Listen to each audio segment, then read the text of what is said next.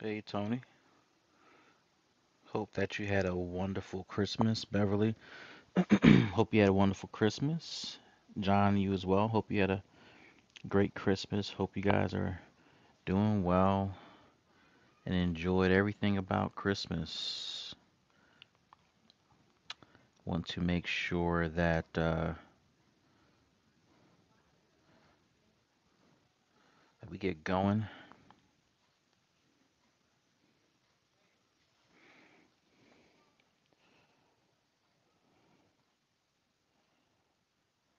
Come on up, Tony. How you doing? I am doing great, man. Doing great. How was your Christmas? Oh, it was a Christmas, but I try to celebrate every day, to be honest. Okay, I'm with you on that. I'm definitely with you on that. Hope that you guys created great memories. Taida, Sierra, John, Beverly. Hope you guys had a great Christmas, and want to welcome you guys into the room. And I want to encourage you to come on up stage and to spend some time here. Hey, Chris, how are you? Pretty good. I'm all right. How was your Christmas? It was awesome. Awesome. Happy anniversary. Yeah, I just realized what that balloon meant. Thank you. Thank you. Hey, Beverly, Hello. how was your Christmas? My Christmas was prosperous. Mm-hmm. Now, Very, explain that one. very. How does that work? How do you have a prosperous Christmas? That means you got every gift you wanted? No, well, I was able to spend it with loved ones. That's Got prosperous. it. Well, then my Mother and father still living. So yes, that's awesome. okay. Well, then I'll use your word. My Christmas was prosperous too. Oh man, so I'm glad that you guys are here. Um, I do want to spend some time talking about how to plan for your 2022 and want to be able to answer questions, dive deep into this topic. So for those who are in the listening lounge, feel free to come up to the stage. There are a couple of reasons for this, right? You can come up to the stage and get better sound quality. You can also come to the stage and interact with me and others who are here who may be able to address some specific things about planning for 2022.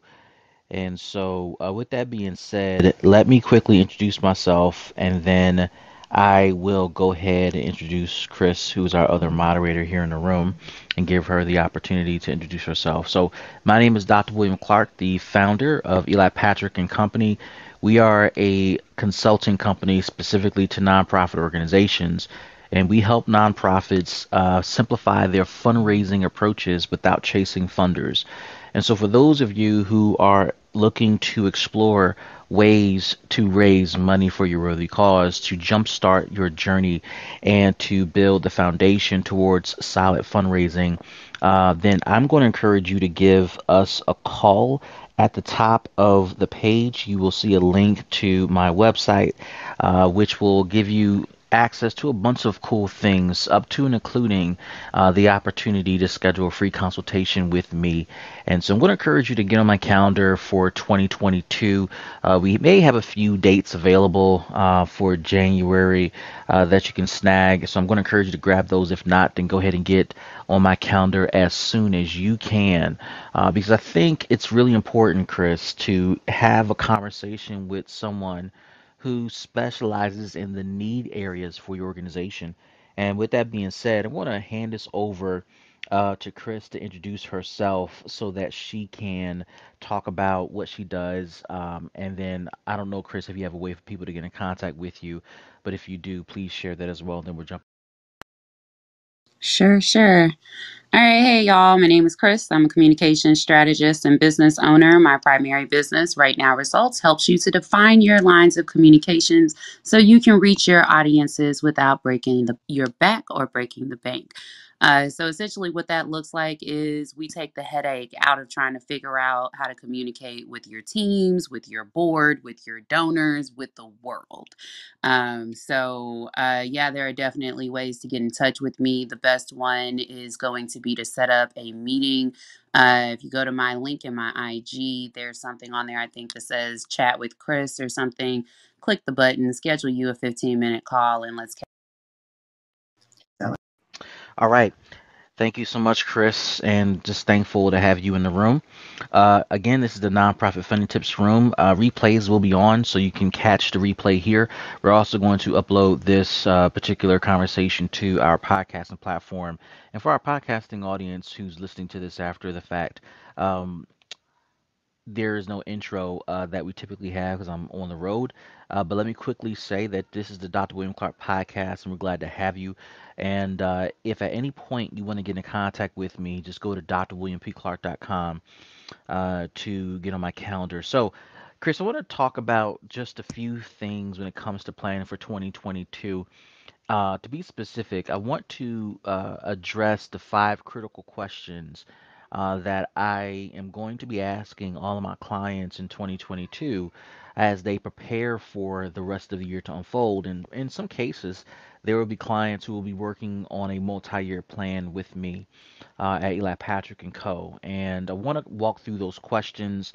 Then I want to give you the opportunity, Chris, to address any of those questions or to add to it, particularly from a communications perspective, how folks can begin to think about their communication strategy for 2022. And then following that, guys, I want to open the floor to for conversation, for reflections, and for questions that you may have about your nonprofit organization. So let me just jumpstart this conversation here, talking about the value of planning. And I think it goes without saying that planning is super important.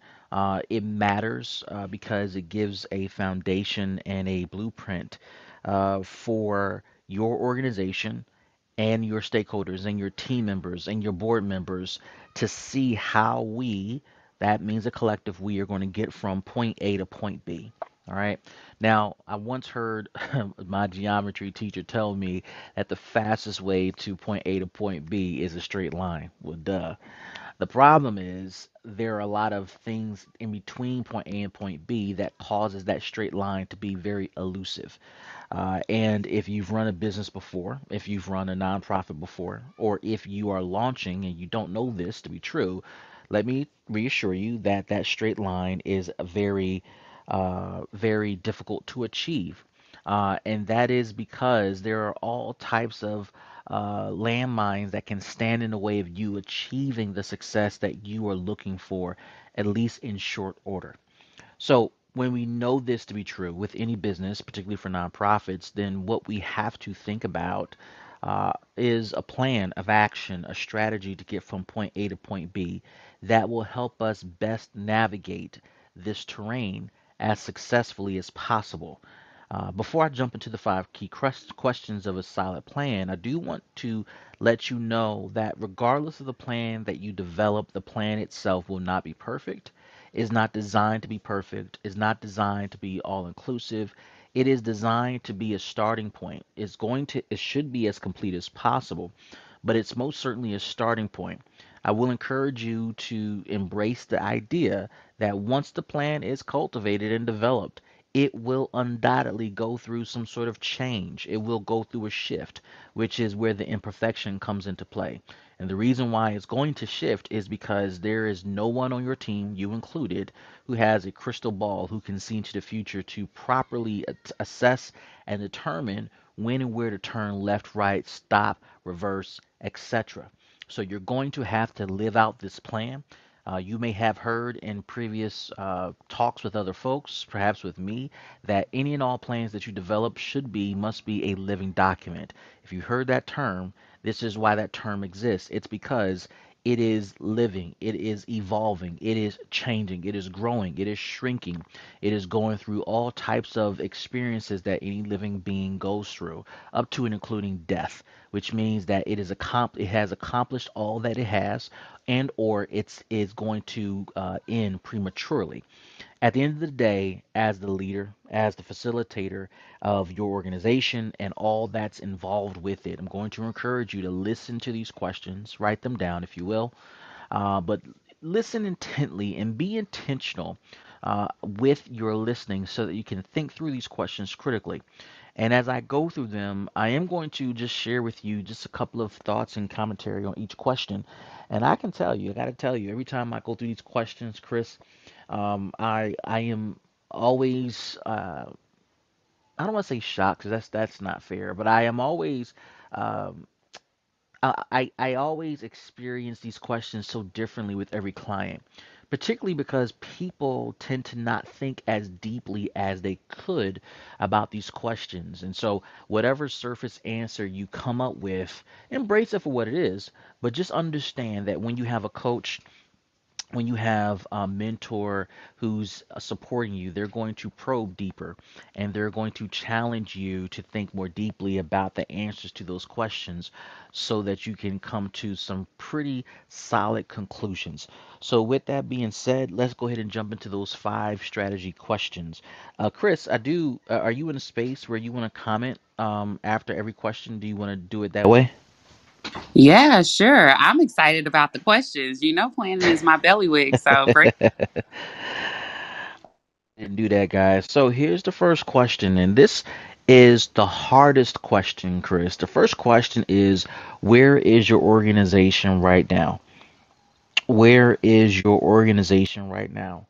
The reason why this is the hardest question to answer for most organizations is because it is very difficult to have or conduct an honest assessment of your organization. All right.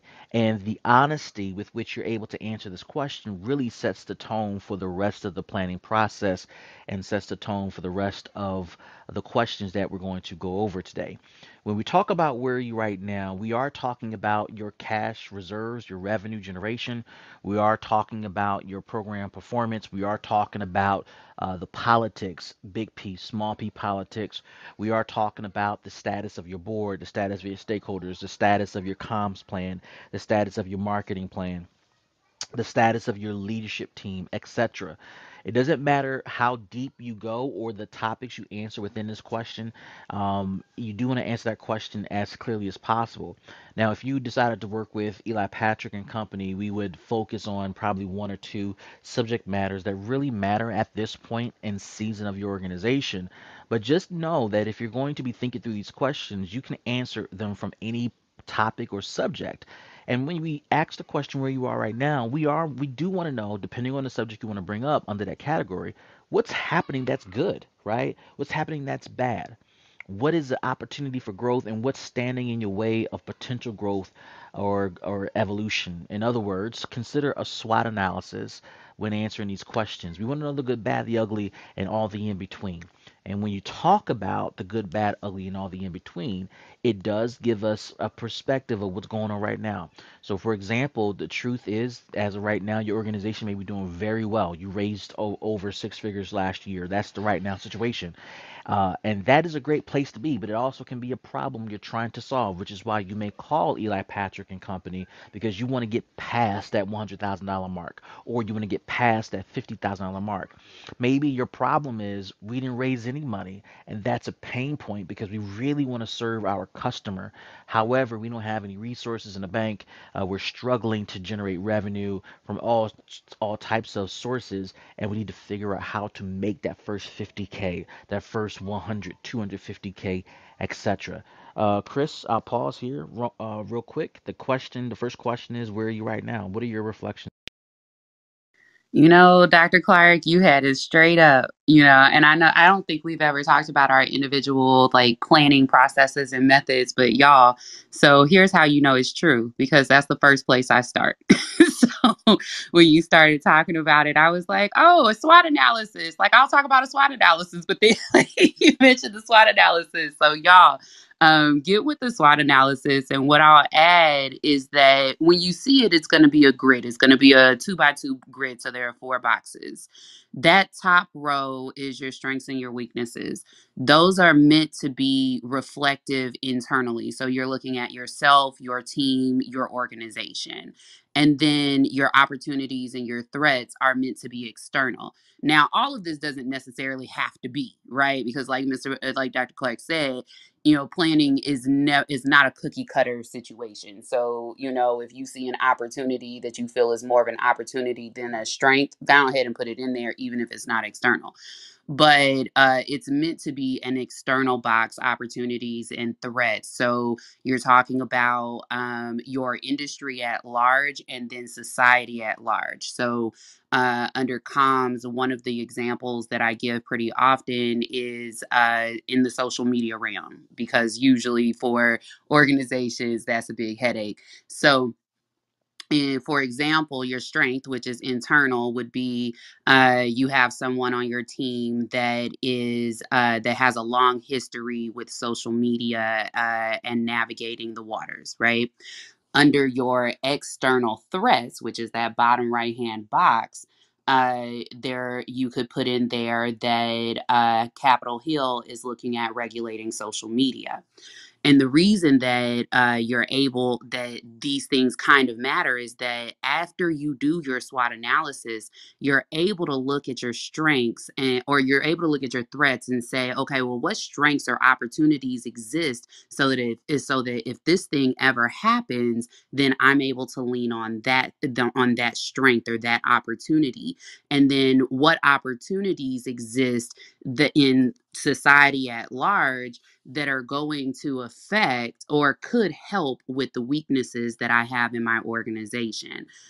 So I'll leave it right there. But if you are looking for a template for a SWOT, we do have one. I don't know. I know it's part of one of our toolkits. I don't know if it's separate, but what you can do is book a meeting with me. And in that little note box that asks what you're hoping for, just put SWOT in there and I'll have my assistant send it. There you go. Thank you for that, Chris. At any time, guys, that you hear anything good coming from Chris and I'm going to encourage you to tap on the little scissor button at the bottom and share that clip, share that 30-second clip that just passed so that your social media audience, your friends, and your text messaging platform can be a part of this conversation. So, Chris, the next question, we just asked the question, where are we right now? And we just discussed the importance of going through a SWOT analysis within multiple categories within your business, your organization, etc. Once you've developed a solid response and evaluation of where you are right now, the second question you want to go through is where do we want to go from here? Okay? We already know our current situation. We know what's going on right now. We already know that we have a starting place that we want to build from. But now we need to ask the question, where do we go from here? Where do we build from here? And where do we want to jumpstart from here? Now, this question tends to be the question people get the most excited about, Chris. And the reason why they get the most excited about this is because it gives them a chance to talk about the future. The problem, however, that most people go through is that they want to talk about the future within the context of a hope and a dream that is not based upon a foundation that they have acknowledged. So, for example, let's talk about the examples we talked about earlier, right? Maybe you've reached your 100K mark and you're super excited. So now you want to talk about how do you go from 100K to maybe 250, which is a reasonable jump. Unfortunately, there are a ton of people who have these aspirations of going from 0 to 250,000 within 12 months, Chris. And I got to tell you, for 9 out of 10 people, that is highly impossible, highly improbable, and not a wise goal to have.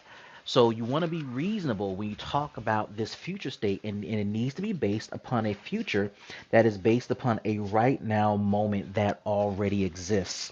Well, maybe you're saying to me, Dr. Clark, we only raised 50K. We wanted to hit 75 this year in 2021. We only raised 50, and so this 50, while it was great for what it was, it definitely did not allow us to meet our goals. So that's our right now status. But we going forward, we want to hit 75, but we think that we can push it to 100. So that's where we want to go. We really want to double this thing, and we can talk about strategy in a moment. But the point is for this question number two, you want to articulate this future state based upon a right now moment that is very real. If you said to me, my right now moment is that I only raised $0, but your future state is $250,000, that's highly unrealistic. And that's not wise to put in a plan form, particularly if your organization is starting from scratch and you're building from the ground up. So you want to have goals that are very much realistic and connected to the starting foundation that you have right now. Chris? Oh, being realistic. Whoa, that's a whole thing, huh? So here's why I definitely I agree. I agree. Not only do you have to be realistic for the sake of the people that you're serving, but also for your sake. Because if you set an unrealistic goal or if you look at something unrealistically, then you get frustrated. You know, you get down on yourself, you frustrate, you looking at the people out on social media that's making it look like it's hot and it's popping, and their organization is doing so well and they just got $1 million grant. Whoop, whoop, whoop, whoop. And what are you doing wrong? Well, the only thing that you did wrong was that you weren't realistic with yourself, with your team, with your organization. And so it's not to say that you can't make a big jump, and you can, once you got your systems in place and everything is up and running, that big jump is inevitable. It will happen. But like Dr. Clark said, it's not going to happen from 0 to 250K in a year. So your goal may be to get to that 250. Just know it's going to take time. So maybe the 250 is a 3-year goal as opposed to a 1-year goal. And how do you know that when you're starting out? How do you know what you don't know? You ask. You come in and you say, and you go on ahead, and here's the thing, you got to put on armor too. Cause like people don't see what you see. They don't know what you're trying to create, what mission you're after. That wasn't their purpose. That's yours. So you got to put on some armor as you tell people that this is my vision, this is my dream, this is what I'm thinking. What are your thoughts, right? So you would come in, you'd ask Dr. Clark, like, hey, I'm trying to get to 250K. I think I can do it in a year. How do I do it? Dr. Clark's going to say, listen, that's, that's not realistic. It's not going to happen in a year. Take his advice for what it is. Say, all right, it's not going to happen in a year. How long do you think and what do I need to build in order for that to happen? Then you're able to set more realistic goals. So I'll give it back to you. Yep, there you have it. And so, guys, I hope that you're appreciating this back and forth with Chris and I. Let me reset the room. My name is Dr. Clark. Her name is Chris Wright. This is the Nonprofit Funding Tips Room. If at any time you're connected with this content, come on stage, raise your hand. We're going to answer questions in just a bit. If you want to get on my calendar, please tap on the link above my head. If you want to get in touch with Chris, tap on her face and send her a back channel message. Now, we've asked the first two questions when developing your strategy. First question, where are we right now? Second question, where we want to go. Now, this is what Chris was talking about. Question number three, how are we going to get there? Right? That's question number three. How are we going to get to our goal that we've stated? So, Chris, I want to keep with this example of a nonprofit organization who raised $0 in 2021 for whatever reason, whether they just started out, whether they let's say we're in business for a couple years and just didn't raise any funds. Maybe some people, and I've heard this a lot, Chris, some people have said COVID got in the way, which I don't think is, I don't want to say it's it's not a credible excuse. Let me just say that there have been tons of businesses, there have been tons of nonprofits that have done well in COVID, especially during COVID. And so I can say that with certainty, right? But people have all types of reasons as to why they didn't meet their goal. So if you are approaching this and saying, I didn't raise any dollars in 2021, or I raised very little, and I want to now raise $50,000, which I think is reasonable to go from 0 to 50. Now the question is, how do I get there? Right? You want to highlight high level strategies to make that happen. So I'm going to give two, maybe three high level strategies to make that happen, which hopefully will encourage someone to prepare for the 2022 more aptly. Now, if you're going to go from 0 to 100, remember your problem statement is I didn't raise any money. My goal is to raise 50. The third question is how am I going to get there? The strategy that I'm going to recommend is for you to do the following. Strategy number one: build a board of directors up to 7 to 11 people. Build a board up to 7 to 11 people. That's strategy number one. Strategy number two: build a foundation of 50 individual donors. Build a foundation of 50 individual donors. And strategy number three is to pursue community based grants. Pursue community based grants. Now, if you have questions about the details of that, we're going to answer that in question number four. But Chris, let me turn it back over to Oh, I love that. I love that. And those are really good strategies. I think I can probably add on the communication side. So you're trying to get to that 50K. You've got 50 donors. You've gone to Dr. Clark. You've done some development planning. So now your job is to put the communications behind it. How are you reaching out to those donors? What forms of communication are necessary in order for them to not only in order for you to not only gain their attention initially, but for you to keep their attention as they continue donating to you long term. So one of your strategies is developing an educational series, not a series that's like, beating them over the head. Say you're an organization that works with breast cancer survivors. Well, at this point, we have had a lot of Octobers. We have been dealing with this particular issue. And so, not to say that breast cancer isn't important, but telling the stories of breast cancer survivors is going to 9 times out of 10 be overlooked, not because people don't care, but because they've seen the story before. So what are some other educational components that you could put out there that people don't know that they should know about this disease, right? So we've seen day in the lives of, but what does it realistically look like? So one of the commercials that like comes to mind is completely, left field. It's not connected to well, it is connected to cancer. It's throat cancer. One of the ones that comes to mind for me is a commercial where there's a guy, and as he's getting older and as he's going through and getting addicted to cigarettes and all of that, you see him living this lively life, and then towards the end, you see him and he's been telling you his story the whole time, but he's holding on to his throat. That's a very realistic result of throat cancer that no one really thinks about, right? They turn their head about it, away from it. They assume that this person, had some other things going on, but it's a deeper story that they're telling. So find an educational piece that you can put out there continuously, because then you can repurpose it across your social media, across your email, and with your donors. That's going to be important because they need to understand the depths of your mission more than even you do. So, Dr. Clark. Yeah, and I think that is important, guys. So I hope that you guys are connecting with this content. Before we go to question number four, and before I go into deeper content around how to raise 50K for your nonprofit in 2022, I am going to personally pause for a moment. I'm going to share the link to this particular room on my social media platforms. I'm going to encourage you to do the same. So please just take a quick moment to share this particular room, especially if it's helping you. Please do so. So let's just pause for the cause for a quick moment as we do so.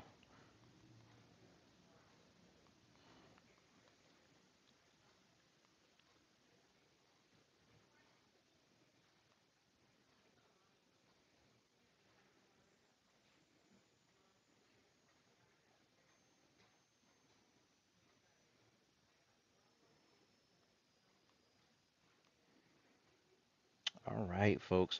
So for our Facebook, for our podcasting audience, Sorry for the silence, but we wanted to make sure we shared this on our social media platform. So, guys, go ahead and do that, and let's get some people in here so they can benefit from this good content.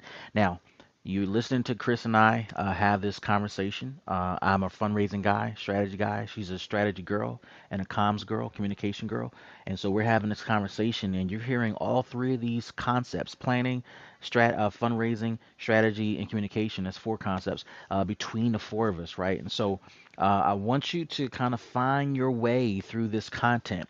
So, Chris, here's the fourth question. Question number one, let's start here again. Where are we right now? So, in this example, we have our client has raised $0. The second question is, where do we want to go from here? The client has identified they want to raise 50K in 2022. How do we get there? We've said that we want to build a board of 7 to 11 people, build a list of 50 individual donors, raise money from foundation community grants and foundations. Did you add something there, Chris, from a comms perspective to that list, to that strategy? Do you have one more thing you want to add to that? Honestly, I'm doubling down on the be realistic thing. But when it comes to your strategies, make sure that you go back to question one. Make sure you're looking at that SWOT when you're Yeah. making a. Okay. So here's question four. All right. What steps do we need to take to make this realistic? So question four is the action plan. We're going into detail now. So let's go through our previous step. How do we get there? Well, we said we got to build a board. We got to build 50 individual donors, and we got to raise money from community foundations. And now we need to figure out what steps we need to take to make those three things happen. Now, the question you might be asking me is, well, why do those three strategies matter? One, these are low-hanging fruit strategies that you can implement today. As soon as you wrap the listening of this particular podcast or this room, you can join. You can make that happen today. Those things you can make happen today. And I got to tell you, these are strategies that are also working for mature organizations. It's just a winning play. So let's kind of walk through a couple of steps here. I'm not going to go too in depth with each of these strategies, but let's talk about it really quick. So the first one we said, build your board from 7 to 11. Now, we need to raise $50,000 from our board members. And so we need to understand what we're asking of each board member. And while we're going through this example between the board member as well as the individual donors and the community foundations, I am going to pull up my calculator, my fundraising calculator that I use to help organizations think through different strategies on how to raise money from from these different groups. And I want to walk you through all the options that are going to be available to you. Let me just pull this up really quick. There we go. So you need 7 to 11 board members. I'm going to go with 11 board members, Chris. And for this example, I am going to also teach you how to raise $50,000 from each of these three categories. I'm not going to tell you how to raise $50,000 total. I'm going to teach you how to raise actually $150,000 in 2022. All right. Now, for the folks on the stage, as you're listening, please flash a mic if you want to hear this. Just quickly flash a mic. Let me know that this is resonating with you. For the folks in the listening lounge, raise your hand. Let me know if this is what you want to hear. Perfect. Thank you so much for that. Thank you. All right. So we're going to teach you how to raise money from all three sources. I'm going to give you just a couple of strategies from each so that you know how to do this. Let's start with the board. Let's focus on 11 board members, right? So you want to build 11 board members, a board of 11. Why 11? It's a good number. You don't want it too big. You don't want it too small. You want it just right. So you're going to build them from LinkedIn. You're going to build them from your individual network. You're going to build them from your colleagues at work. Remember when we started this conversation, we said that your plan is not final, it's not complete, it's something that you use to start to guide your action steps from point A to point B. And so you're going to start that journey letting people know about your organization, giving your pitch, what you're trying to accomplish, and the type of board member you're looking for. And you're going to fill out your board to 11 people. Okay. Once you go through that journey, you're also going to have each board member agree to their board commitment, their financial commitment. Okay, which is a part of being a good board member. Board members are not compensated. They, in fact, provide a contribution to your organization. So this is going to be critical. Every board member that you're going to ask to join your board, particularly if you have the foundation to do this and you want to raise 50,000 from your board, you're going to be asking every board member to give roughly $4,545.45 to the organization in 2022. That's $4,545.45 in 2022 for each of the 11 board members. When you multiply that number by 11, you get $50,000. Now, you're probably going to attract some board members who may have that in the bank. Awesome sauce, two thumbs up, great. You're likely to attract more board members who will not give that money up front. And so they may feel a bit uncomfortable. No matter what the number is that you're utilizing to ask each board member to give, you want to use this next principle to teach them how to give. And this is part of the strategy. Teach them how to do the tithing principle. The tithing principle says whatever your income is every 2 weeks from your employer, donate a smaller amount every 2 weeks to the nonprofit, which will get you to your $4,545.45. So what does that equate to? That equates to a biweekly donation of $174.83 every 2 weeks. That sounds a little bit more reasonable. That sounds a little bit more palatable, right? That makes it more attractive. And when you teach your board to do that, you will find yourself raising $50,000 from all 11 board members. And there will be some that will give more. There will be some that will give less. But your goal is to raise that 50,000 from every board member. So the next thing we talked about in question 3 about how to get to our goal of 50 was to build a portfolio of 50 individual donors. I am going to use the same calculator to show you that you can use individual donors to do the same thing. So now we have to acquire 50 individual donors. In order to do that, you're going to have to host a series of listening parties. A listening party is a gathering of individuals in person or virtual where you, as the founder of the organization, you are sharing your mission, your vision, your goals, etc. with a group of people. You want to start with your inner network and invite them to the listening party. Some people make it a full-out party with food and drinks. Others make it just a social gathering where we're going to talk and listen and share. However you decide to do it that's natural to your personality, and do it in a way that feels like it's truly you hosting this party. So when you host this party, you're going to share with everyone, obviously, who you are, right? The name of the organization, its mission, its goals, what's been accomplished so far, and what you're looking to accomplish over the next 18 to 36 months. All right. You want to conclude the listening party with a call to action. You want to call everybody who's at that listening party to take a action step. And that action step is to join your inner circle giving, or join your giving inner circle, whatever you want to call it, you want them to be a part of your individual donor base. And based upon the calculator that we've developed, we want to raise 50,000 from this group.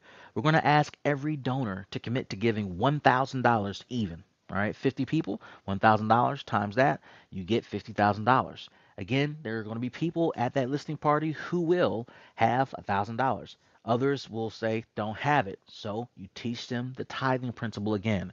And that tithing principle says if you want to commit to this every 2 weeks for the next 12 months, for the next 26 pay periods, we're going to encourage you to give $38.46 every 2 weeks to the nonprofit. If you do that for 26 weeks, you will undoubtedly meet your goal of $1,000 as an individual donor. And that's how you do it.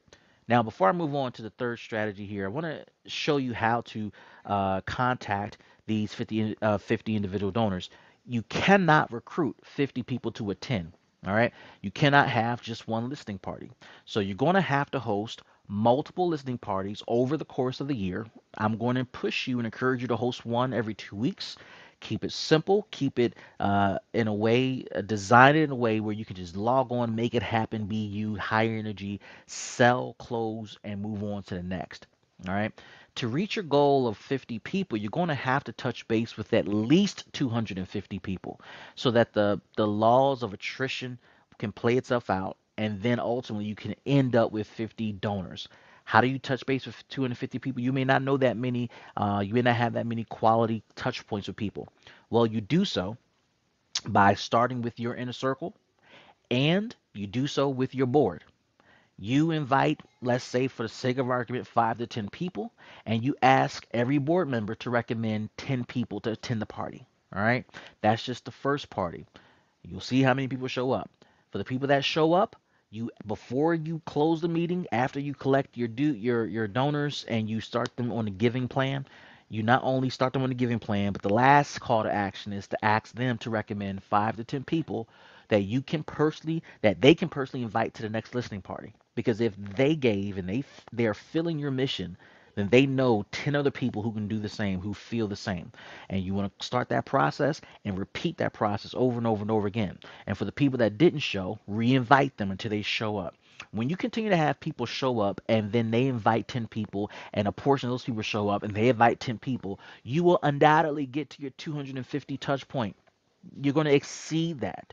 And you're going to actually come in contact with people you've never met, people you've never seen before, who are all of a sudden on your donor list. And you may exceed this 50-person mark, right? But the goal is to touch point with people, have people refer people, host a party, rinse and repeat.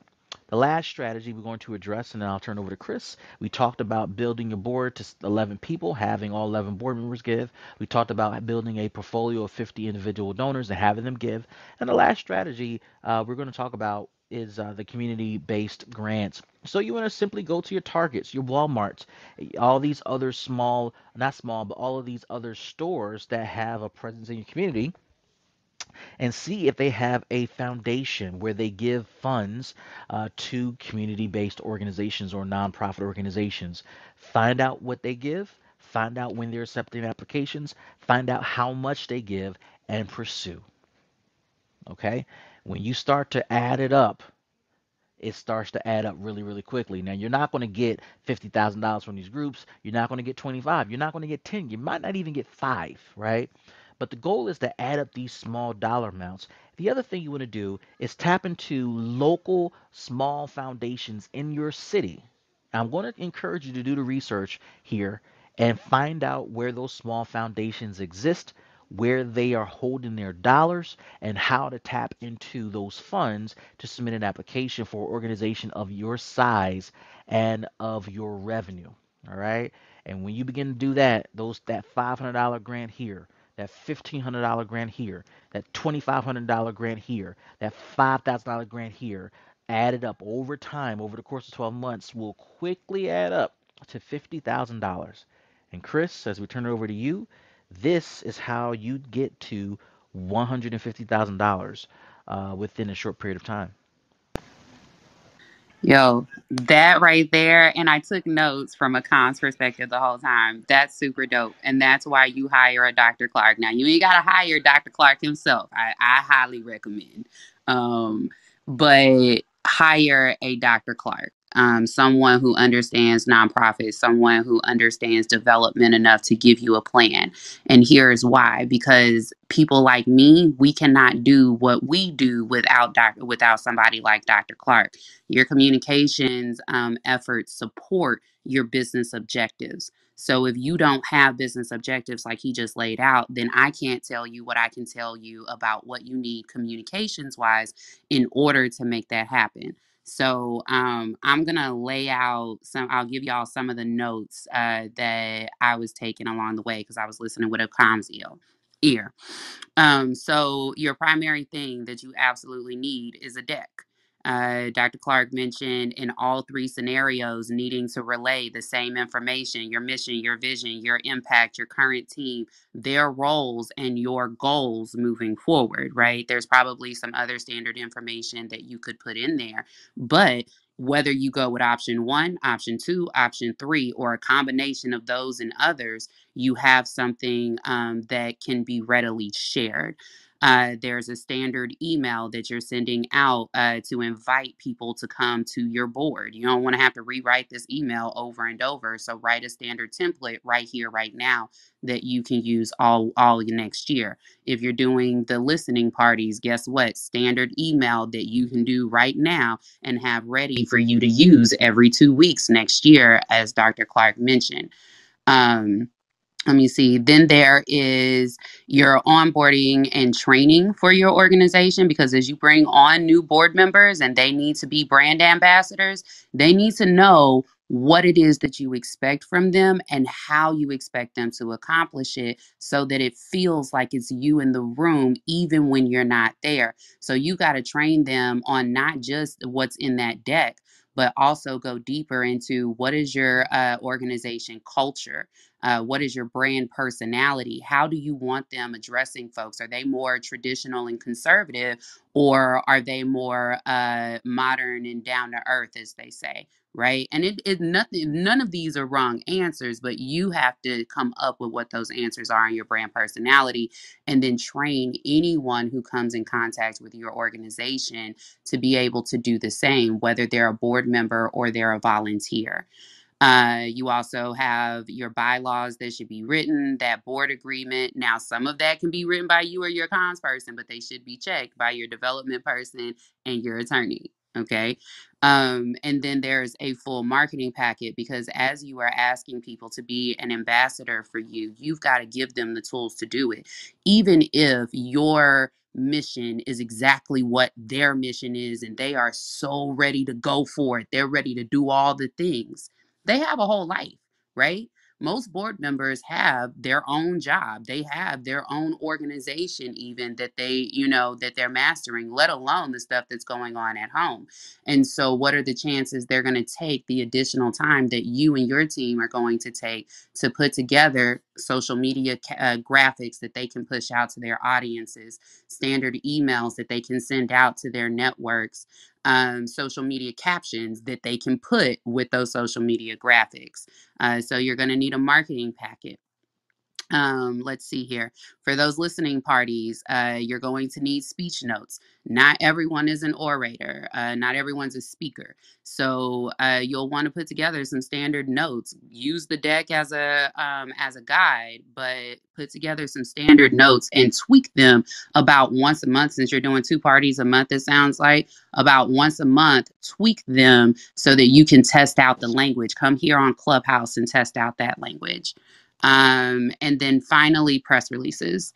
Use some press releases to sort of be your own media until media actually happens. But press releases do so much more when you go ahead and write your news release. So say you're doing a holiday drive, write up a press release, put it up on your website, because when your potential donors, when your potential volunteers, when your potential board members, and even those grant folks, even when they go to go look at your website, you have something that says concretely, I haven't been BSing around. My organization is real. I'm not coming to you for money for some mess that's not going to do anything but sit around my house. This is an organization that's going to impact millions moving forward, because that's what you believe and that's what you know and that's what you can accomplish, right? So you're going to want to have something that shows them you've been in the dirt, you've been doing this thing. This thing is real, super real. And you create that own media yourself, not just through social media, but also through some of the traditional things that we've always done by putting like things like this media release up on your website. So I will pause there. Hopefully that was. Chris, I'm shaking my head because I just feel like you put so much meat on the bones. And you like I understand what you said from a comms perspective, but to me as a strategy person, planning person, those are just common sense things you mentioned, right? Things that can make it so much easier. And I think what you mentioned is a reason why people need to contact a Chris Wright, right? Because for example, and I don't know if I'm speaking out of turn here about your products, but hiring you to develop those baseline tools so that you as a nonprofit leader can use them, rinse and repeat over and over again is like winning. It's like winning. When you can't afford a Chris to be your CMO, your chief marketing officer. I don't know if Chris, if you offer packages where you provide these tools as a download or whatever. I just think that's a winning strategy. Do you offer those things by chance? Oh, yeah, I did. This year, we pulled out some of our templates from our communications academy. And so now those are up on our website. If you click on my IG bio link, click on Right Now Results Assets. Also, there's a planning kit. Oh shoot, I'm in a planning room. So y'all, I love how Clubhouse works. We hardly ever plan these things. But I do. I have a planning kit that is currently 50% off. It comes with 11 templates. One of those templates is a full communications plan, not just your marketing, but it also takes into account some of the things that Dr. Clark is talking about. So there's a 4-page basically plug and play, and I call that one template.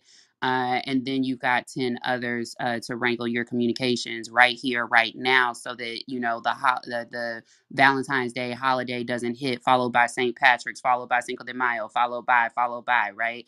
Right here, right now is the best time to get your comms under control before it takes you over. So if you need it, hit me up and let me know. Thanks. Yeah, Chris, real quick, before we answer, we list this fifth and final question for the audience on the podcast who cannot see this conversation taking place. Can you quickly give out your links, social media, website, wherever you want people to touch base with you? Because if they're connecting with you, they need to know like how to touch base. Oh, absolutely. So you can reach us on any platform at Right Now 86. That's WRIGHT. Or you can go to my link of links. It's bit.ly, L-Y. And then /Chris links. The C and the L are capitalized, and Chris is spelled CRIS. I just decided I'm gonna get a new link next year just for this purpose because I intend. See, look, y'all, this is what planning does. I'm in the middle of finalizing mine. One of my goals next year is to appear on more podcasts, and that was just as painful for me as it is for y'all. So I am definitely going to get us a link that's a lot easier for me to tell y'all what it is. So I appreciate that. Thank you for sharing that. And for those that are listening that have connected with anything that was shared today and you want to get on my calendar, or you want to join the Nonprofit Fundraising Master Class, or you want to tap into one-on-one coaching, go to DrWilliamPClark.com. Again, that's DrWilliamPClark.com, and that's the link above my head if you're in Clubhouse. And come on and join and tap on any of those resources we have available. We'd be glad to speak with you. Consultations are free. Consider joining a masterclass or joining our one-on-one coaching program or even tapping into our nonprofit fundraising library where you can get access to 80 plus videos of teaching, 30 plus resources of downloads and tools that help you plan, strategize towards successfully fundraising for your nonprofit. And we are teaching you the 3 secrets to raising money through planning, partnerships, and performance. So, Chris, last question. Probably the simplest question, but probably also one of the hardest questions. The first question we talked about in terms of planning for 2022 is where are you right now? Second question, where do you want to be? Third question, how do we get there? Fourth question, what steps do we need to take? Chris and I went we went a little deep here. So if you catch the replay here in the podcast or in Clubhouse, go ahead and tap into that and just listen to what Chris and I just talked about. The final question, fifth and final question, I have toggled between what that fifth question is, Chris, but this is the latest version that I'm using, and it is simply when are you going to do it? When are you going to do it? When you think about all of the strategies we talked about related to building a board of 11, building a portfolio of 50 individual donors, building up a portfolio of individual donors, it's great. It's great to understand all these strategies and to apply them, right? And to say, man, that was great information. Chris gave out some cool information about how to take some actionable steps. The question you have to ask yourself is when are you going to complete these things? Now, please don't say 2022. We need you to be a wee bit more specific, right? And so, for example, we talked about building a board of 11 folks. By when are you going to do this? Give me a specific date. February 15th, 2022, March 1st, 2022. I don't want to see you go past the first quarter. The latest, If you're listening to this on this date, late December 2021, I don't want to see you go past March 31st, 2022, but I want to see you aggressively doing this, getting the word out, having great conversations if you can, having coffee with people, if not, having Zoom calls with people, somewhere you can touch base with people face to face or virtually so you can make that happen. When are you going to host your first listening party? Because I proposed, Chris, doing it bi-weekly. Well, you can't have a bi-weekly listening party if you don't have your first. So when is your first going to take place?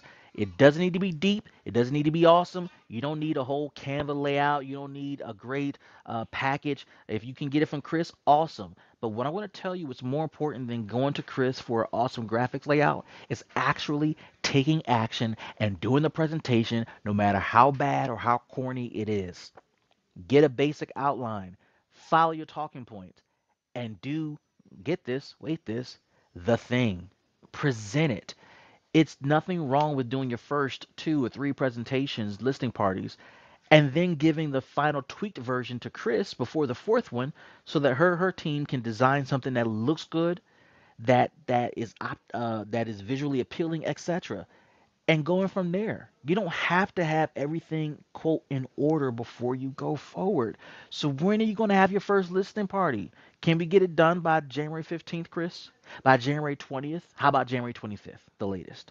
All right. And then when are you going to start researching and submitting your first application to the first community-based donor? Walmart, if I'm got my facts correct, they accept applications at the store on a rolling basis. So, question, there's no due date. When are you going to submit your first application?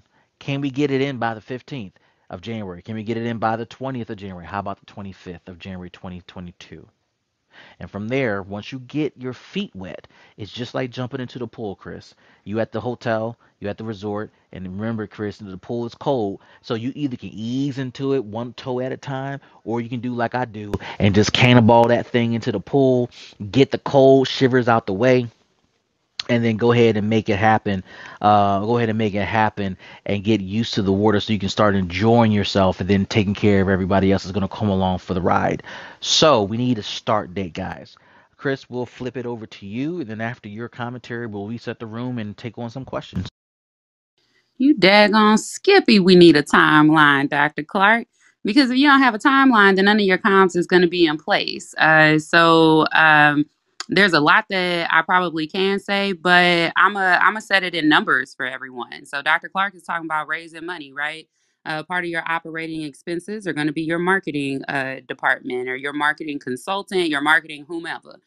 Right now results, we will do a marketing kit is what we call it. So uh putting together the comms plan and the pieces or whatever, right? But I'm not, the point of this is not to sell you, but to prove why it is that you've got to know these timelines ahead of time. Because if you come to us for that marketing kit and you are less than our required timeline, which is 3 months, if you are less than 3 months, you have to pay 30% on top of the fee for that kit. How much is that kit, you ask? Oh, well, I'll tell you. That kit is currently $7,000, and it's valued more than that and all of that. But I work with nonprofits, so I try to be reasonable as I can. But you got to be reasonable back to me. And so if you come to us and you need this thing done immediately because you've waited till the last minute to decide to get your oomph together, to go get your listening party moving, or your board search, all of that stuff. If you waited till the last minute, you're paying 30% on top of it. You're paying a rush fee. And there's a reason for that, because just as much as Dr. Clark just laid that whole thing he just laid out in those 5 questions, we call that AGP at Right Now Results. Any good plan includes analysis, goals, and practice. If you make us speed through that, we are not able to do as quality work unless we drop some other things for you in order to do that. Now, what happens if you say, you know what, screw that, I'm just going to do it myself. I'll do it in house. I ain't paying anybody. Like, I know what I need to say and how I need to say it. And Dr. Clark said I can do it like quick and dirty. And the truth of the matter is, you can. And in the beginning, you probably should. But you've got 100 million hats that you're wearing. And if at the last minute, now you're thinking about what it is that you need to put into an email, or you need to put into that deck, or you need to put into your speech notes for your listening party, it's not going to go off the way that you want it to go. And you're going to be running around like a crazy person and not reaching your goals at the same time. It's not worth it. Get that timeline together, because if you know all through 2022 what you're going to be doing, you can yourself sit down, take a week or two, and use templates, whether they're mine or you go Google some free ones somewhere. Definitely take that time, sit down. You can get most of your marketing can be done all in one whop for an entire year, but you've got to have the timelines like that. Oh, I'm done, Dr. Clark. Well, there you have it, guys. Let's quickly reset the room. My name is Dr. William Clark. Her name is Chris Wright. This is the Nonprofit Funding Tips Room, and we've shared how to plan for your nonprofit in 2022. We shared, I believe, Chris, some cool ideas that I hope can help you advance your worthy cause and meet your goals. If any time that you want to get on my calendar, or you want to explore joining the masterclass or getting some coaching from me, or just tapping into our nonprofit fundraising library, I'm going to encourage you to visit my website at drwilliampclark.com. And there we can help you move just a little bit closer to your goals. Also, to our podcast audience, we do want to welcome you guys in and thank you for hanging in there with us. With that being said, Chris, let's go ahead and welcome Ellsworth. Ellsworth, how are you? What's your reflection or your question?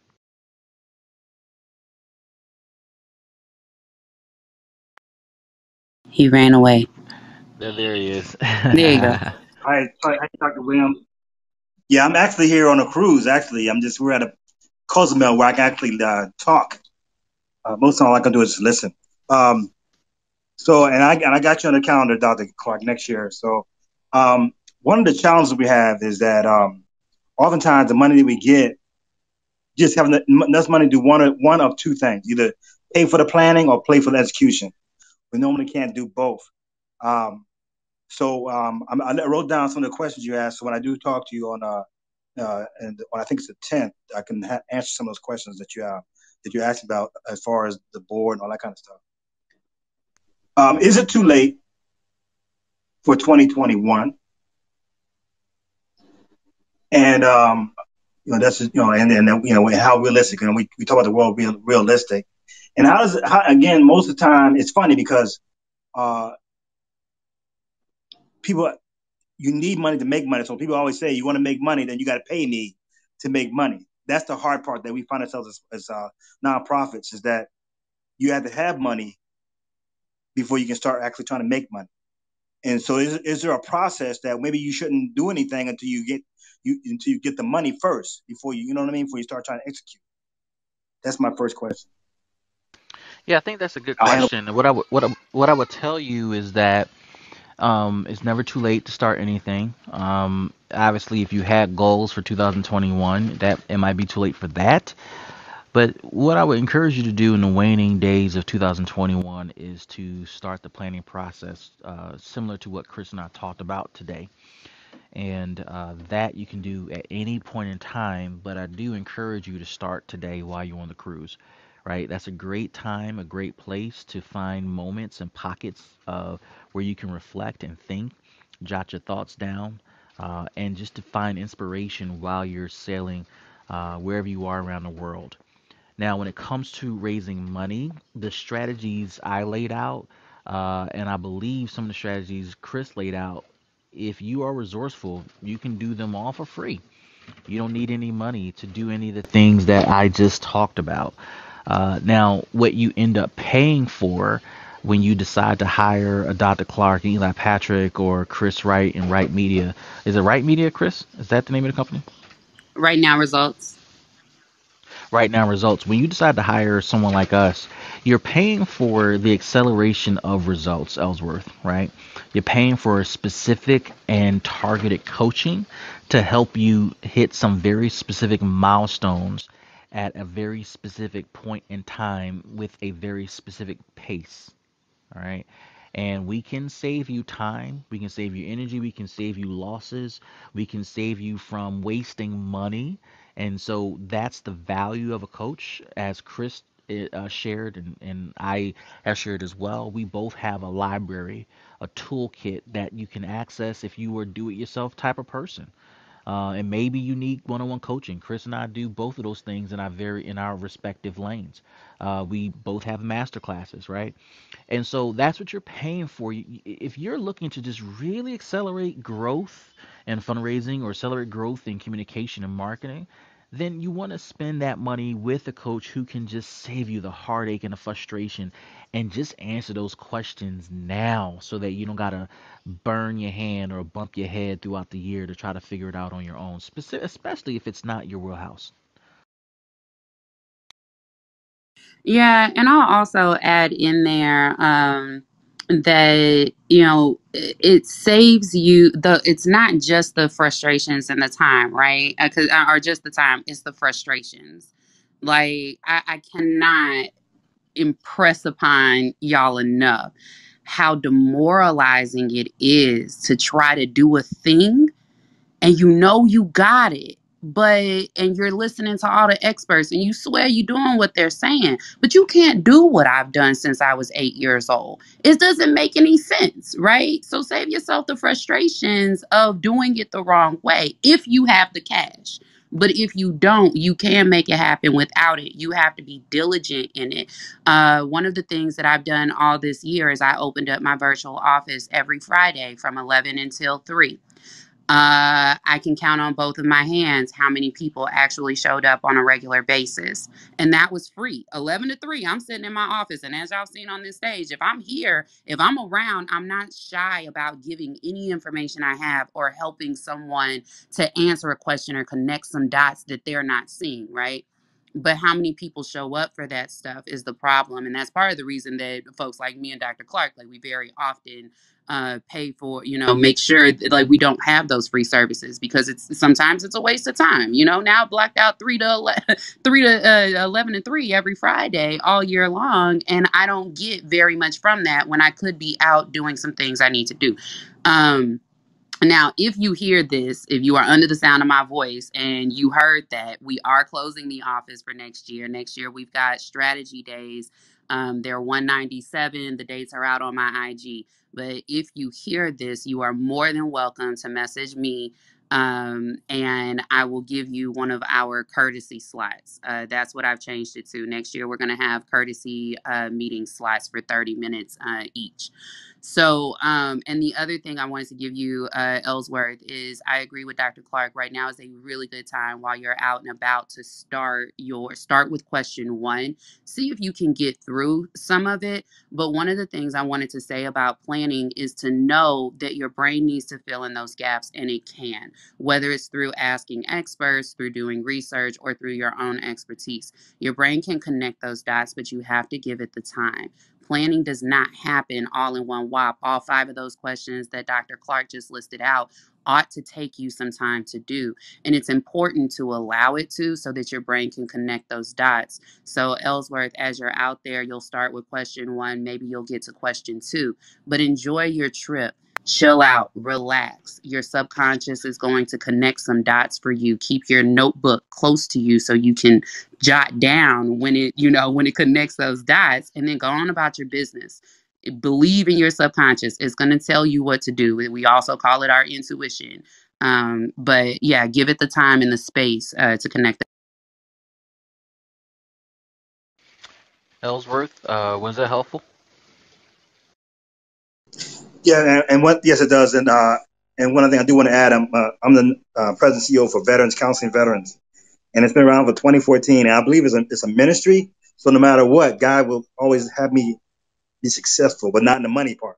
So I had promised myself I will be very intentional this year when it comes to fundraising. And the last years I've always had a charity. There's a lot of us also who are in the nonprofits. We have a charity spirit. We have a spirit of charity, but not a spirit of business. And that's what gets us in trouble. We want to give stuff away for free. But as God keeps throwing stuff at you, you can't do that if you want to be obedient. And so I just want you to know that Veterans Council Veteran, I'm still thriving. In fact, I got a I want to try to create a fundraiser now. I got a workshop, only one doing this, and I know in this country. I'm African American. Not many African Americans are in a veteran service space. I think it's intentional. But I got a workshop coming out in February for families of veterans who have a mental health disorder, a 2 day workshop. And I'm the only one doing it. And I've been doing that and I'm also doing for African American women with military sexual trauma. So I am doing things, but I realize it's getting harder and harder because I got too many things I'm juggling. So I have to be more intentional, which I plan on being more intentional when it comes to fundraising. I want to make sure that with the money that I get money, but I don't do fundraising. You get me money, through God. I want to make sure that I'm smarter and being more investing than just spending. So that's my thing. I'll talk to you, Dr. Clark, in another week and a half. I also want to, even though I'm on a cruise, I have done more stuff because I'm on a cruise. I've been able to sit there and exercise and spend time with my wife and still do what I'm doing now. So sometimes a cruise is the best place to get things done. Then when you hit ground and everything, you get all these distractions. But I appreciate it. You having this room, Dr. Clark, and you, Chris. I'm hoping you have more because I definitely need that schooling as I continue to move forward in 2022. Thank you very much for your time. This is Tony Williams. I'm off the mic. Chris, I just love how he just rubbed in our faces that the cruise is the best place to get stuff done when clearly he's the only person in his room on a cruise. I mean, I was sitting here, I'm like, dang, he's so right. Like a cruise is so like I should do. Oh God, that was good though. But Ellsworth, that was great, man. Thanks for sharing that. And I'm looking forward to our chat at the top of the year. And please do enjoy your cruise and time with your wife and family. Jesse, how are you? What are your reflections and your question? Sac passe. I'm doing well. How about you? I'm Uh, doing well. where did you find that sac passe? Well, I'm looking at your profile, and then I'm Oh, married to a Haitian queen myself, so oh I my. I know just a little bit about that. Oh, that's awesome. That's good to know. Thank you for all the beautiful thoughts that you and advice that you share, you and Chris. My name is Jessie, and I'm from Haiti and living in the U.S. I have an organization that support education in the countryside of Haiti where it's really needed, with where there is no electricity and clean water. So I start with 15 kids in 2016 after the Hurricane Matthew with just a fundraising relief for the hurricane, and it's end up to education afterwards. So now we are at 190 kids. So my goal is to push it to 500 kids a year because Haiti really needs education. So many kids needs that gift from anyone who would like to step in for them. Um, I've been organizing dinner fundraising and I mean, you name it, and concert fundraising so we could support them. But the money is not there yet to reach the 500, even though we're progressing. Um, so the presentation party you talk about, I just stepped in the room and didn't hear the whole entire thing with the 50 donors that you talk about. Would you go over it for me? And I have a second question after that. So the listening party is a opportunity where you can invite a bunch of people to hear you share your mission and your vision and your goals, and to talk about what you have accomplished and what you're looking to accomplish. And you want to close the listening party with a call to action. And the call to action is an invitation for folks to become one of several donors to support this specific work that you're looking at. You also want to have a second call to action where you invite people to invite others to join the next listening party. So you want to create this ripple effect where you're creating a tsunami of revenue and a tsunami of potential donors who are coming into your ecosystem that could become supporters of your work. And what should be inside of this presentation party to make it the once you say the word party, it's big to me, but it seems something simple you're talking about. I don't know. Yeah, just to keep it really simple, then I'll flip it to Chris. Simple things like, the story of your organization. Why was it founded? What's the mission? What's the overall goal and purpose of the organization? What have you guys accomplished? What are you looking to accomplish over the next 18 to 36 months? And I'll pause there and invite Chris to share any other thoughts that she may have in terms of what should be. Ooh, so it's going, I think it's the same, honestly. I think I've got the same answer. Give a story. People want, the central story to what you're doing, and it may be your story. It may be the story of, the day that you realized that this organization was necessary, like detailed out. It may be the story of one of the people that you have helped, one of the kids that you've helped. It may be a story of one of the teams that's out in Haiti. But definitely bring them in with a story, because then they can connect to it in some sort of way. That's why we watch TV and movies, and video was so hot for so long. So yeah, and give it to them in different ways. We're all different learners, so we all know that. But the other thing is that it takes an adult learner 12 times to hear something before they digest and remember it. And one of the ways that we trick people into quote unquote listening to that information 12 times is we tell it to them different ways. If you go back and listen to this replay, Dr. Clark and I have pretty much said the same thing several times, several different ways. And that's just via audio. But if you introduce video, you introduce some infographics, even if you bring up a damn whiteboard and you just start putting numbers on it, and like, drawing stick figures for them to for them to see the information differently, that's going to encourage that 12 times for them to get it.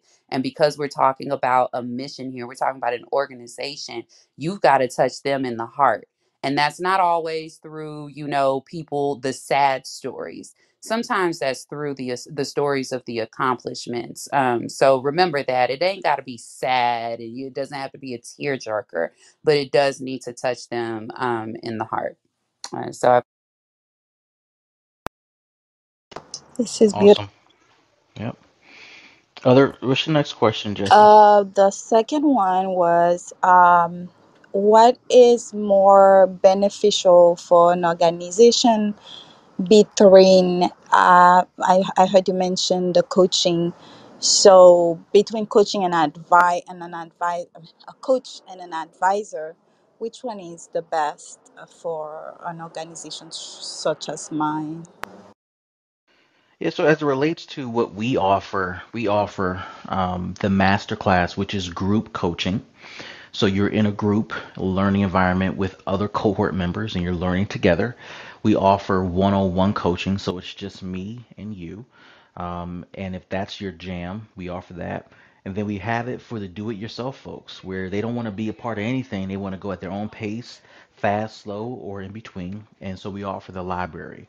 So when you're choosing to visit my website, DrWilliamPClark.com, and you're trying to figure out the best potential product for you, be thoughtful about your own preferences and learning style and select the one that best fits your needs and your approach to growth and advancement. I got to tell you, if you decide to do coaching with me and you're not used to someone kicking you in the butt, challenging you, pushing all types of buttons, frustrating you, making you happy and sad in the same meeting, then one-on-one coaching with me might not be the best fit because I'm going to do that. But if you prefer to learn in a group environment, bounce ideas off of other people, learn from other people's scenarios, etc., then that could be, the right fit for you. So it just depends on your learning. Um, I let but thank you so much. Um, But let's say that I don't know nothing about coaching and advising, and then you're going to choose for me. So give me a reason for either way, either one. I think I can help you out. So are you talking about Yeah. like a free advisor? Say what? I'm sorry. Are you talking about like a free No, advisor? no, not exactly. It can be both ways, but I just would like to know um, which way to go. So, okay. With a coach, a someone who is coaching you is going to be more active. So think about like a basketball coach, any kind of sports coach that you have. They're going to be laying out game plans for you. They're going to be, if you like, think about like the kids that didn't make it to practice. Where's coach? Coach is showing up at the house and saying, "Hey man, you were supposed to be at practice today. I ain't seen you in the last couple, right?"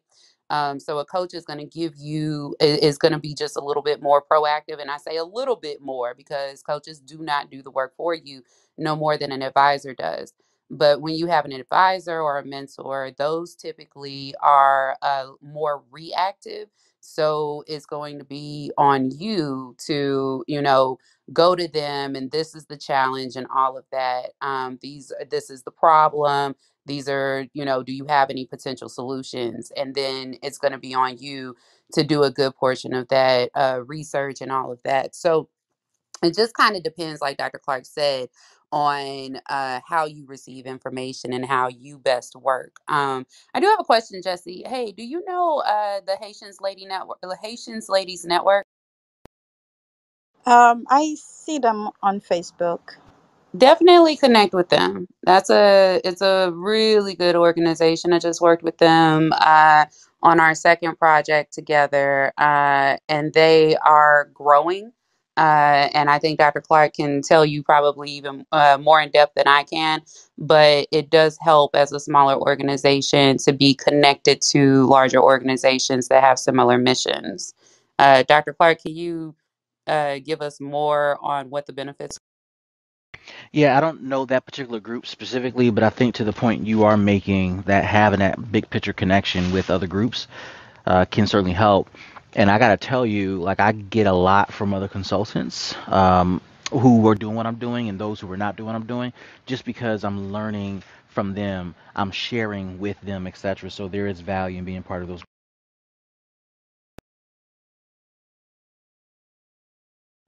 Did you have any other questions, Jesse? Um, well, it's about let's say my organization.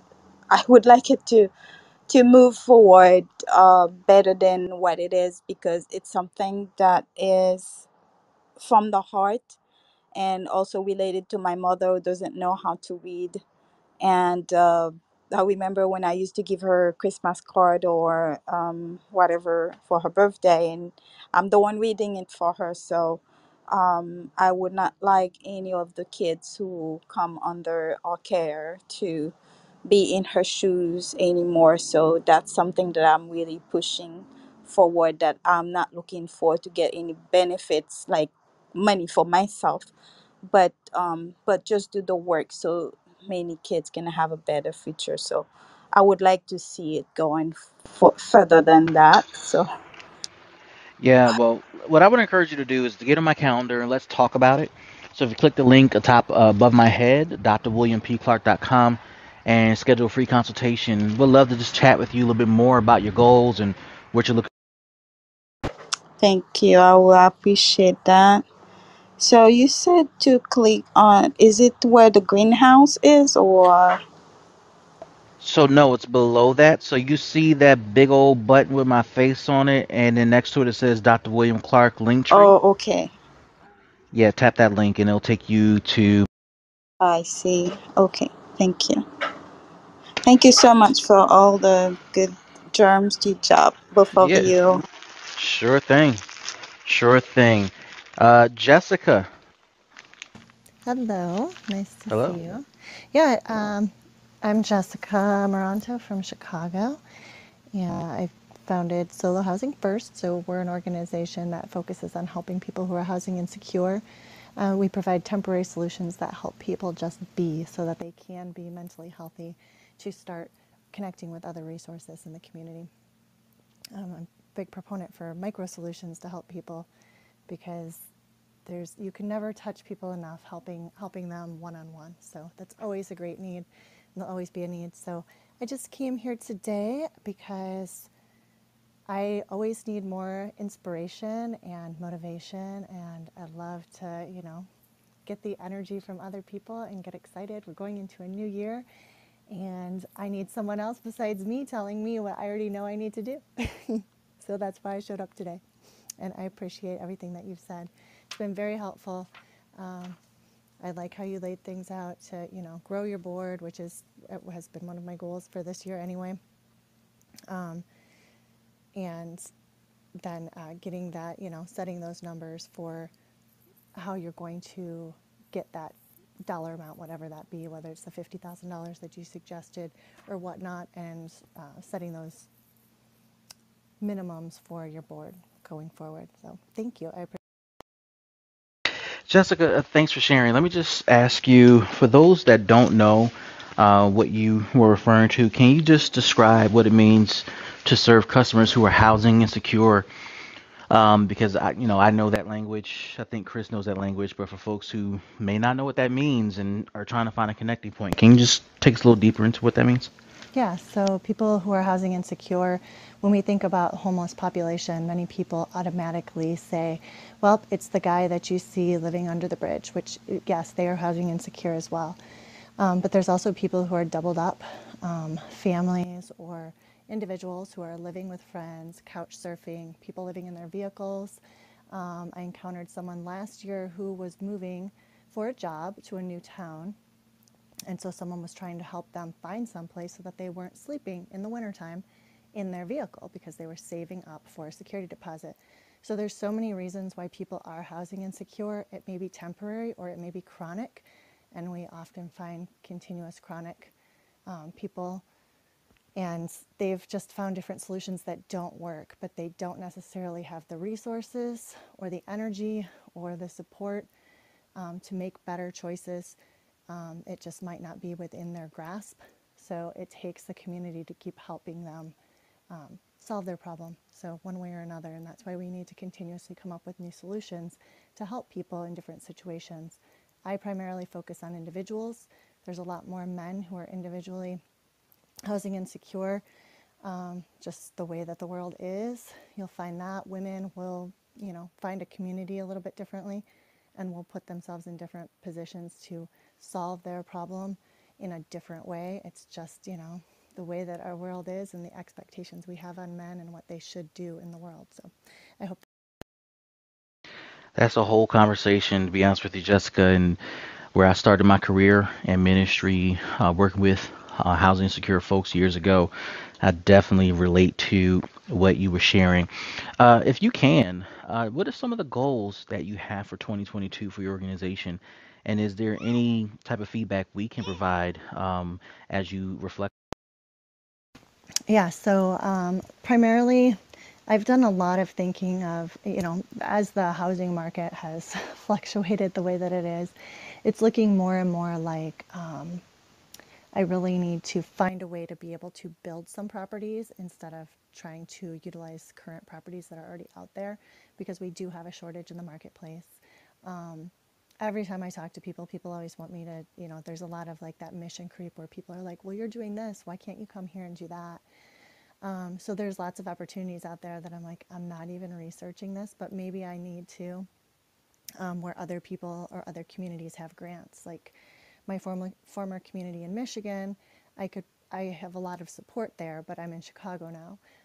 And my board, I'm also growing my board in Oregon, because that will be, that's a future planning thing. So I'm getting people over there because I will be going to that market as well. So those are some of the things to, excuse me, frog in my throat, just trying to not let the mission creep happen, or to shift into opportunities that are going to really benefit us. Yeah, I agree with that. I agree. Uh, Mr. Clark, can you repeat your 5 questions for me? I've got somebody down below that I'd like to hear. Yeah, so the five questions are, where are we right now? Number two, where do we want to go? Number three, how do we get there? Number four, what steps do we need to take to get there? And then number five, by when are we going to make that happen?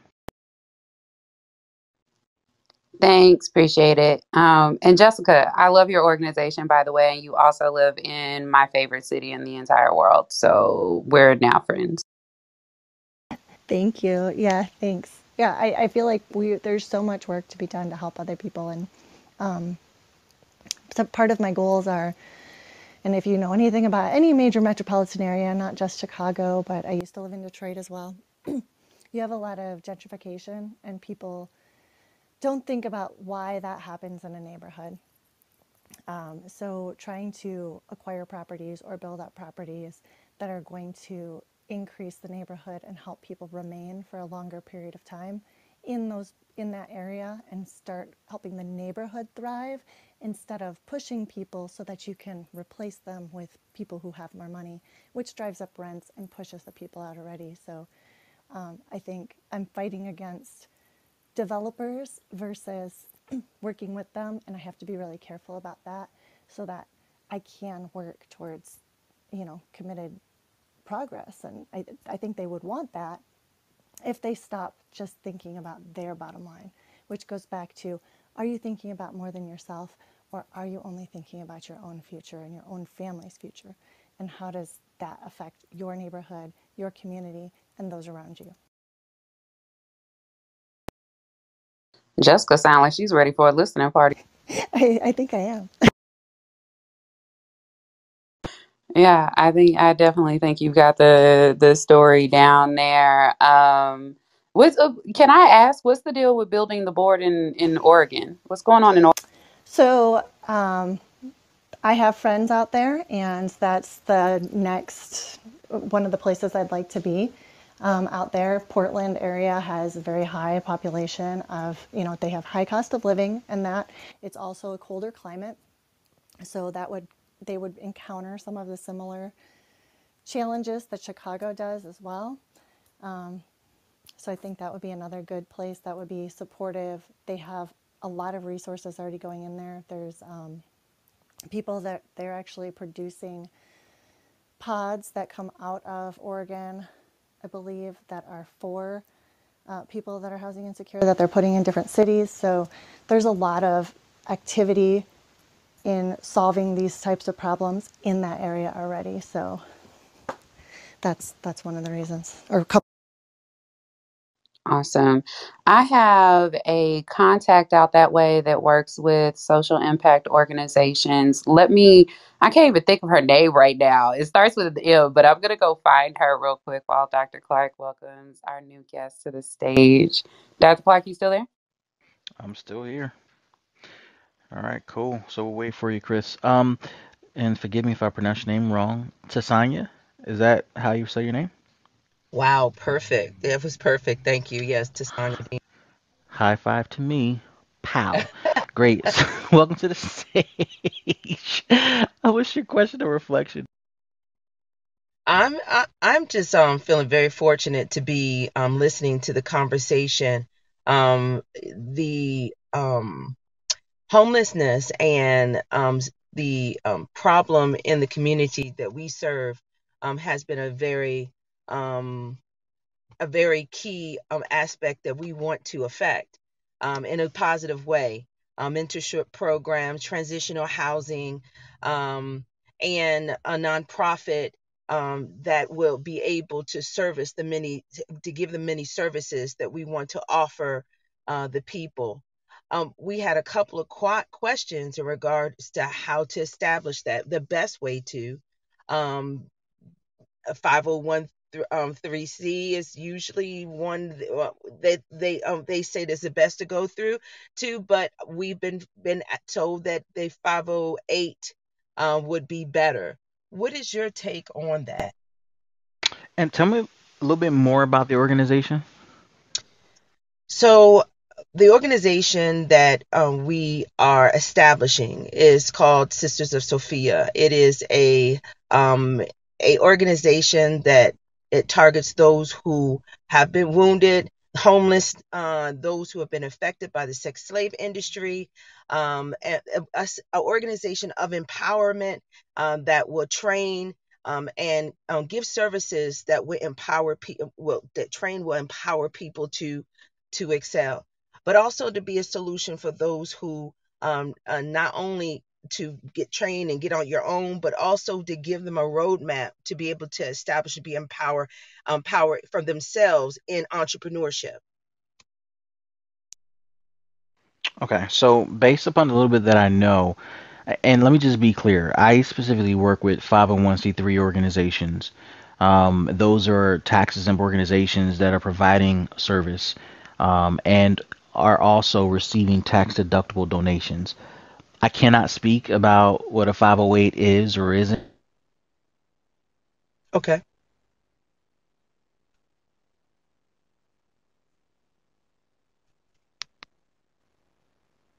Maybe he wanted to. I know he's driving. Dr. Clark, did you cut out? Well, like he can answer. But I will say that's the same advice that I have seen across the board. So I have wondered about this 508 thing because a good portion of people, when the question is asked, they're not able to give very much information. And for me, that sounds like, questions should be asked really deeply about whether it is that, whether it's worth looking at. Dr. Clark, are you back?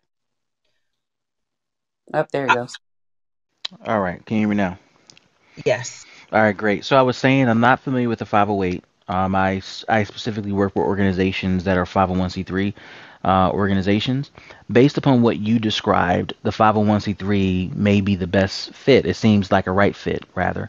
So I don't see harm going in that direction. I wouldn't overcomplicate it, right? Because if you're looking to provide a service and take advantage of tax deductible donations, most donors and foundations support 501c3 organizations. That's the typical designation you see. So I would recommend you consider that pathway as opposed to an alternative pathway. Appreciate that. And thank you for all that's been shared. It's been very informative and very inspiring. Absolutely.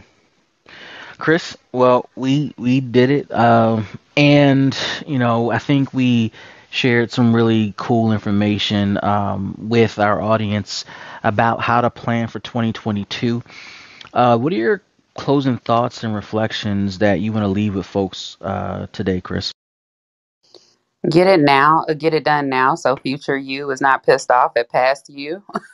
Like, the year is gonna start. Like, if your planning isn't done by January 15th, you have definitely shot yourself in the foot in a major way.